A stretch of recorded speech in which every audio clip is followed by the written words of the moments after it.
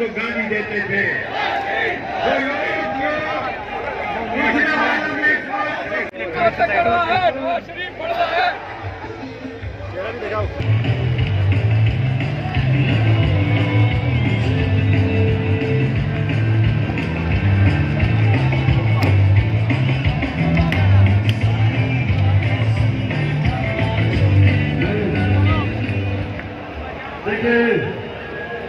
पाकिस्तानियों सुनवार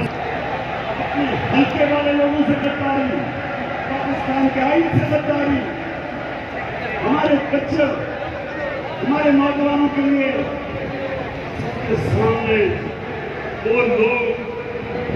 जिन्होंने असेंबलियों में जाके पब्लिक को रिप्रेजेंट करना है,